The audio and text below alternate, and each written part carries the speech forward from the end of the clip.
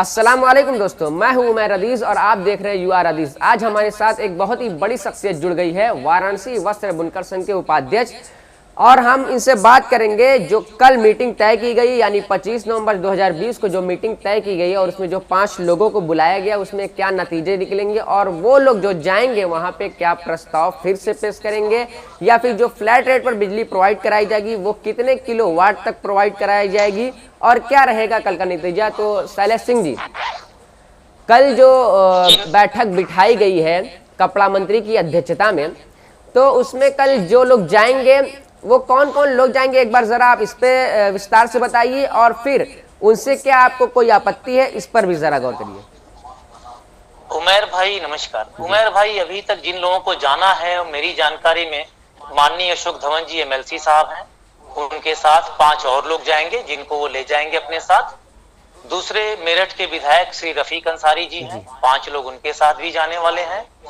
अरशद जमाल से हमारे बहुत ही सम्मानित, बहुत ही नेक दिल इंसान अरशद जमाल जी साहब जाने वाले हैं, और कासिम जी टांडा से जाने वाले हैं, और एक नाम याद मेरे को नहीं पड़ रहा है, वो एक और है, हमारे उद्योगपति भी हैं और बुनकर भी हैं जी, वो जाने वाले हैं। तो 5 ये नाम है और उन लोग के साथ 5-5 लोग और 10 लोग जी। अभी तक तो ये क्लियर है, हो सकता है घंटे 2 घंटे 4 घंटे में कुछ और नाम जुड़ जाए। अगर ऐसा होगा तो मैं वो जानकारी तो आपको नहीं दे पाऊंगा, लेकिन उम्मीद कर रहे हैं कि घंटे 2 घंटे में कुछ एक नाम उसमें उस लिस्ट में और जुड़ सकते हैं। तो लिस्ट आएगी, लिस्ट आएगी, उम्मीद तो है, देखते हैं क्या होता है, उम्मीद तो है जी। तो इनसे आपको कोई प्रॉब्लम, जो जा रहे हैं वो क्या बुनकरों की समस्या वहां ठीक से रख पाएंगे? उमैर भाई, जो लोग जा रहे हैं बहुत सारे अनुभवी लोग हैं, बहुत अच्छे अनुभवी लोग हैं। ठीक से रख पाना अब ये उनकी कार्य क्षमता या उनकी नेक नियति पर निर्भर करता है। क्यों? उसमें बुनकर सिर्फ 1 या 2 लोग हैं जी, बुनकर सिर्फ 1 या 2 लोग हैं जिनको मैं जानता हूं। आप उसमें ध्यान दें तो माननीय एमएलसी साहब हमारे जनप्रतिनिधि हैं, बुनकरों से उनका जान पहचान जरूर है, लेकिन वो बुनकर नहीं है, वो एक वस्त्र व्यवसायी और एमएलसी हैं। दूसरे अरशद जमाल साहब, जिनके बारे में मैं ये जानता हूं कि उनके पास 1 किलोवाट का भी लोड नहीं है। कभी कभी वो बातों में कहते हैं कि मेरे पास 100 किलोवाट का लोड है, मेरे पास इतनी मशीनें हैं, लेकिन मैंने कल अपने लोगों से बात करी थी मऊ में, तो उनके पास एक ढरकी तक नहीं है जी। तो वो बुनकर नहीं है, वो एक प्योर शुद्ध राजनीतिक आदमी है, जिनको अपनी राजनीति को भी आगे लेके चलना है। मऊ बुनकर बाहुल्य क्षेत्र है, तो हो सकता है वो बुनकरों की राजनीति करने के लिए वहां जा रहे हों। और तीसरे रफीक अंसारी साहब, हाँ वो बुनकर हैं, और कासिम साहब वो बुनकर हैं, और एक 5वें जो है वो तो बुनकर ही हैं। तो मोटी मोटा उसमें दो लोग जा रहे हैं, एक तरीके से आप उनको जनप्रतिनिधि कह सकते हैं। बुनकर भी लोग साथ में जा रहे हैं, और हमें लगता है कि बुनकर जा रहे हैं तो वो अपनी आवाज और अपनी बात को जरूर सरकार तक अच्छे से रखेंगे। नहीं, जितने लोग जा रहे हैं उनमें ज्यादातर का पॉइंट ऑफ व्यू ये है, और वो ये चाहते हैं कि 5 किलोवाट या 8 किलोवाट तक के बुनकरों को ही सब्सिडी प्रोवाइड कराई जाए, फ्लैट रेट पर बिजली दी जाए। तो फिर दिक्कत की बात हो जाएगी। क्या आप भी यही चाहते हैं या फिर सारे बुनकरों को मिलना चाहिए? नहीं, देखिए 2 चीज है इसमें भैया, अगर मिले तो सबको मिले। देखिए क्या होता है, जो उत्पादन हम बना रहे हैं, अगर टांडा वाला बात आप ऐसे समझिए, अगर टांडा का आदमी 2 मशीन से वो अपने पावर लूम से अगर कपड़ा बना रहा है, और टांडा में ही कोई ऐसे आदमी है जिनके पास 25-50 किलोवाट का लोड है और वो कपड़ा बना रहे हैं, एक आदमी को सब्सिडी मिलती है और दूसरे को नहीं मिलती है, उनका लागत मूल्य दोनों का अलग अलग हो जाएगा, लेकिन बिक्री उनकी किसी एक गद्दी पे होगी, एक जगह पे भी होगी। मैं तो आपको ये बोलता हूं, मैं बनारस के परिप्रेक्ष्य में अब आपको बोलता हूं कि बनारस में मैंने एक माल बनाया, सपोज कि मेरे पास कनेक्शन 20 किलोवाट का है, मेरी लागत कुछ और हो जाएगी। एक दूसरा आदमी जो कपड़ा बनाएगा 2 पावर लूम से, उसकी लागत कुछ और हो जाएगी। तो क्या माननीय अशोक धवन साहब से ही मेरा ये सवाल रहेगा कि क्या मेरा माल वो 2 रुपए ज्यादा या उसका माल 2 रुपया कम लेंगे, या दोनों का माल बराबर में लेंगे? अगर वो मेरे माल को 2 रुपए ज्यादा में लेते हैं तो हमें कोई आपत्ति नहीं होगी। नहीं, उनका ये कहना है, और मुझे भी ये समझ में आता है कि जो बड़े उद्योगपति हैं, यानी जो बड़े बुनकर एक तरीके से कह सकते हैं, वो जो रॉ मटेरियल्स खरीदते हैं उनका सस्ते में पड़ता है, क्योंकि वो डायरेक्ट बाहर से मंगा लेते हैं या फिर बल्क में माल उठाते हैं, तो उनका सस्ता पड़ जाता है। और जो छोटे बुनकर है वो थोड़ा थोड़ा माल खरीदते हैं, इसलिए उनका महंगा पड़ता है। तो दोनों का जब प्रोडक्शन कॉस्ट निकाला जाएगा तो लगभग सेम आएगा। आप उमर भाई बात सही कह रहे हैं, लेकिन आप ये समझिए कि बड़े बुनकर छोटे बुनकर जो भी हैं, माल एक ही जगह से लेते हैं, एक ही दुकान से लेते हैं। कोई ऐसा रेयरली मैं बात करता हूं, अगर बनारस में 1 लाख बुनकर हैं अनुमानित रूप से, तो कोई 2 आदमी होगा जो कि सीधे डायरेक्ट फैक्ट्री से माल मंगाता है। हमें नहीं लगता कि फैक्ट्री से माल मंगाने वाले सीधे लोग हैं। यहाँ पे सारे कच्चे माल, सारी चीजें यहाँ पे लोकल मंडियों से लोग खरीदते हैं, क्योंकि उतनी सारी पूंजी लगा के काम करने वाले लोग यहाँ पे नहीं है। और हर जगह लगभग ऐसा ही है, हर जगह लगभग ऐसा ही है। हमारी सिर्फ ये व्यथा है ना, देखिए व्यथा नहीं है, मैं आपको फिर बता रहा हूं, अगर ये 5 किलोवाट 10 किलोवाट सरकार को करना ही होता, तो वो 75 किलोवाट का जो उनका लेटेस्ट, ये 2019 में जो उनका अध्यादेश आया था, उसमें भी उन्होंने 75 किलोवाट की बात करी थी। तो सरकार की ऐसी कोई मंशा नहीं है। हाँ, ये हम लोग आपस में जरूर, भाई हम लोग बुनकर हैं, हमारे 4 लोगों के 4 अलग अलग मत हो सकते हैं, तो ये हम लोग के आपस की राय मशविरा है, सरकार को इसमें कोई दखलंदाजी नहीं होगी। एक बात लगे हाथ में आपको और बता ही देता हूं, अगर 5 किलोवाट तक हो ही जाता है इन तथाकथित जनप्रतिनिधियों की वजह से, हमें क्या फर्क पड़ता है, हम भी 4 नाम से कनेक्शन ले लेंगे। क्या सरकार में बैठे लोग हैं वो इन बातों को नहीं समझ पा रहे होंगे? तो ये बड़ी छोटी सी बात है, इसमें हमें परेशान होने की भी आवश्यकता नहीं है। भगवान करे वो 5 किलोवाट तक का कर दे और हम भी बड़े खुश रहेंगे कि हम भी 5 कनेक्शन ले लेंगे, 6 कनेक्शन लेंगे, हमारी 6 फाइलें ही तो बढ़ेंगी। तो सरकार में बैठे लोग इन बातों को भी चाहते हैं, वो कागज का बहुत दबाव नहीं चाहते, वो नहीं चाहते कि एक जगह पे 6 फाइलें बिजली की चले। तो ये सब सिर्फ एक काल्पनिक बातें हैं और हमें लगता है कि सरकार ऐसा कभी कुछ करेगी जी। जो उस दिन कंक्लूजन निकाला गया था, लास्ट 1 मिनट का आपने अगर वीडियो देखा होगा, रमा रमण जी की अध्यक्षता में जो बैठक बुलाई गई थी, रमा रमण जी ने जो 1 मिनट का कंक्लूजन निकाला था, तो उससे मैं ये समझ पा रहा हूँ कि सारे बुनकरों को फ्लैट रेट पर बिजली प्रोवाइड कराई जाएगी, स्लैब अलग अलग हो सकते हैं। हाँ, जो आपने बात कहा बिल्कुल सही से, क्योंकि पूरे प्रदेश से आए हुए प्रतिनिधियों की एक स्वर में ये मांग थी कि फ्लैट रेट में बिजली लोगों को मिलनी चाहिए। देखिए, हम तो भी यही चाह रहे हैं ना कि सरकार फ्लैट रेट दे, उचित मूल्य वृद्धि कर ले। सरकार की जब ये योजना थी, उस समय उसके पास बजट कम थे, मशीनें कम थी और प्रोडक्शन भी बहुत कम थे। आज के समय में मशीनें बहुत ज्यादा बढ़ गई हैं, सरकार को भी अपना इसके लिए बजट बढ़ाना चाहिए और जो वाजिब हो वो बुनकरों से उनको ले लेना चाहिए, सरकार का भी नुकसान ना हो और बुनकरों का भी काम चलते रहे, ये सनत चलते रहे, कपड़े का व्यवसाय चलते रहे और इस कपड़े के व्यवसाय से उत्तर प्रदेश की प्रगति होती रहे।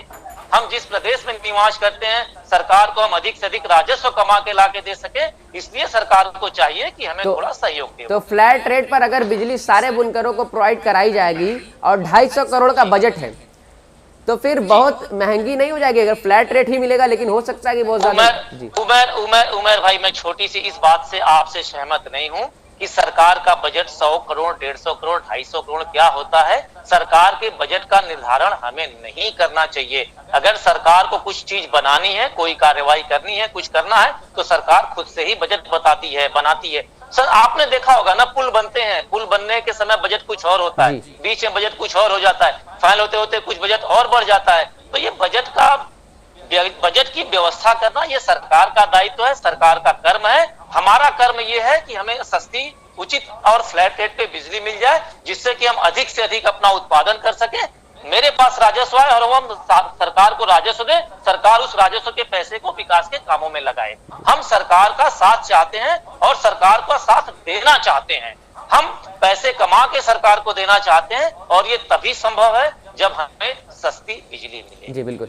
तो अभी तो कुछ मुद्दा नहीं है, बस जब 25 तारीख को यानी कल की बैठक हो जाएगी, उससे बाद हम आपसे फिर एक बार जुड़ने की कोशिश करेंगे और हम उम्मीद करते हैं कि आप हमसे फिर एक बार जुड़ेंगे। अगर मैं कुछ सवाल भूल गया हूं जो आप पब्लिक के सामने या फिर गवर्नमेंट के साथ शेयर करना चाहते हैं, तो प्लीज। नहीं उमेद भाई, हमें कुछ ऐसी कोई बात नहीं है।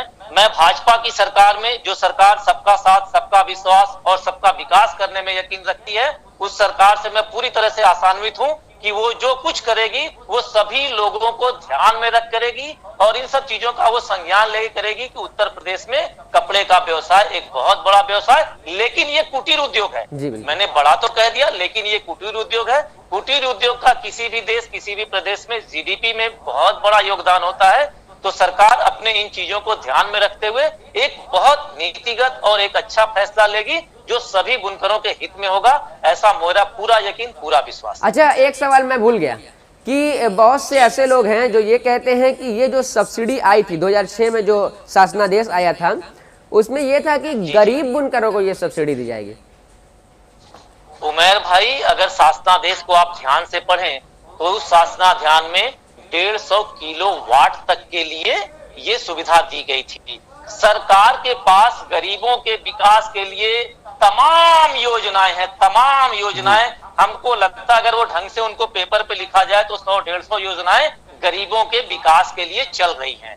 ये योजना सरकार ने कपड़े उद्योग को बढ़ावा देने के मकसद से किया होगा, नहीं तो 150 किलोवाट ये नहीं होता, ऐसा मेरा व्यक्तिगत मानना है। अगर सरकार ने 150 किलोवाट तक के लोगों को बोला था, 150 किलोवाट मतलब आप समझिए कि कम से कम 200 से 300 पावरलूम चल सके, ऐसी योजना तो सरकार ने कपड़े के उद्योग को बढ़ावा देने के लिए किया था। उसमें छोटे बड़े गरीब अमीर सभी आ गए। तो ये हमारी सोच ये थे कि कपड़े के व्यापार को बढ़ावा देने के लिए सरकार ये योजना लेके आई थी, और गरीबों को बढ़ावा देने के लिए जितनी भी सरकारें आई हैं, मैं तो कहता हूं आजादी के लेके बाद से आज तक सभी सरकारों का फोकस गरीबों के ऊपर ही था। तो उनके लिए आज भी तमाम योजनाएं चल रही हैं जिनसे उनका भला होता है। हाँ, हम बुनकर लोगों का, बुनकर प्रतिनिधियों का ये परम कर्तव्य होना चाहिए कि हम उनको बुनकरी के अलावा भी उनको शिक्षित करें कि सरकार के पास आपके विकास के लिए ये निम्न योजनाएं हैं, आप इनको भी देखिए, इनको भी सरकार से आप उसको भी आगे बढ़िए, सरकार की जो योजनाएं हैं उनका आप उपयोग करिए। तो सरकार के पास गरीबों के लिए बहुत सारी योजनाएं पहले से चल रही हैं। और ये जो सब्सिडी था, ये सब्सिडी सिर्फ और सिर्फ उत्तर प्रदेश के कपड़े उद्योग को गति देने के लिए था, और इसका परिणाम भी मिला। उमर भाई, जब सन 2006 में अपने को ये सब्सिडी मिली थी, उस समय पूरे उत्तर प्रदेश में पावरलूमों की संख्या लगभग 30 से 35 हजार के पास थी। आज उसी का परिणाम है, उसी सब्सिडी का परिणाम है कि उत्तर प्रदेश में, क्या सिर्फ बनारस की मैं बात करूं तो बनारस में कम से कम 5 लाख पावरलूम चल रहे हैं। पूरे उत्तर प्रदेश में न जाने इसकी संख्या कितनी ज्यादा बढ़ गई होगी। तो कपड़े का व्यापार बढ़ा ना, रोजगार बढ़ा, चीजें बढ़ी और लोगों का पलायन रुका। तो जो भी प्रदेश सरकार की मंशा है कि लोगों को ज्यादा से ज्यादा रोजगार देने का, पलायन रोकने का और उनको घर पे काम देने का, तो वो इस बिजली के सब्सिडी के माध्यम से बहुत अच्छी तरीके से चल रहा था। और हम आशा करते हैं, उम्मीद करते हैं कि ये काम आगे भी अच्छे तरीके से चलता रहे। सिर्फ हमारा फर्ज ये है कि हम सरकार तक अपनी बात सही तरीके से पहुंचा सकें। बीच में सरकार थोड़ी गुमराह जरूर हो गई थी, उसको हथकरघा विभाग से सही सूचना नहीं मिल पाई, उसको कुछ सूचनाएं अलग तरीके से मिली कि बुनकरों की बिजली के कनेक्शन पे ये होता है, बुनकरों की बिजली के कनेक्शन पे वो होता है। उसके चक्कर में सरकार थोड़ी सी मिसगाइडेड हो गई थी, लेकिन हमको लगता है हम लोगों ने अपनी बात को सरकार को सही तरीके से पहुंचाया है। और कल एक जब आखिरी मीटिंग होगी तो सरकार इन सब बातों को बहुत गौर करेगी और पूरे प्रदेश के कपड़ा उद्योग को गति प्रदान करने के लिए लोगों को एक समान ही व्यवस्था देगी, चाहे वो जो व्यवस्था दे। हमने कल भी आपसे बात की थी, किसी कारणवश वो वीडियो रिकॉर्ड नहीं हो पाया था, उसमें आपने किसानों को लेकर कुछ बातें कही थी कि इतनी जमीन होती है तो उनको इतना मिलता है। वो फिर से हम जी, मैं सिर्फ वो बताऊं, वो उमर भाई क्या होती है कि मैं सिर्फ सरकार किस आंख से देखती है, किस तरीके से देखती है, क्या उसका देखने का नजरिया होगा। आज की वर्तमान भाजपा सरकार सभी लोगों को एक आंख से देख रही है। जैसे मैंने ये बोला था कि अगर किसी किसान के पास 1 डिसमिल भी खेती की जमीन है तो उसको सरकार साल के 6,000 रुपए देती है, 2-2 हजार रुपए के 3 किस्तों में। ध्यान दीजिएगा, अगर 1 डिसमिल भी जमीन है तो उसको 6,000 रुपए मिलते हैं, और अगर उसके पास 100 बीघे जमीन, 100 एकड़ जमीन है तो भी 6,000 रुपए ही मिलते हैं। ऐसा नहीं है कि गरीब वाले को 6 लाख रुपए मिल गए और अमीर वाले को मिला ही नहीं, या 6,000 रुपए मिल गए, या अमीर वाले को 6 लाख मिल गए, गरीब वाले को 600 मिले। तो ये सरकार बहुत अच्छी सरकार है और हमें इसी बात पे पूरा का पूरा यकीन है कि ये बुनकरों के साथ भी उसी तरीके से न्याय करेंगे, उसी चश्मे से देखेंगे जिस चश्मे से वो किसानों को देख रहे हैं। जी, हम भी यही उम्मीद करते हैं कि कल बुनकरों के हित में एक बेहतरीन नतीजा आएगा और ऐसा रेट तय किया जाएगा जो बुनकरों के हित में है और जो बुनकर अदा कर सके उसको। तो हम बात कर रहे थे वाराणसी वस्त्र बुनकर संघ के उपाध्यक्ष श्री शैलेश सिंह जी से, और इनसे बात कर कर हमें खुशी हुई और इनके हम बहुत बहुत आभारी हैं कि ये हमारे साथ जुड़े। आप देख रहे हैं UR हदीस। अगर आपको ये वीडियो पसंद आए तो प्लीज़ आप इसे शेयर करें, लाइक करें और चैनल को सब्सक्राइब करना ना भूलें। मिलते हैं नेक्स्ट वीडियो में। अल्लाह हाफिज़।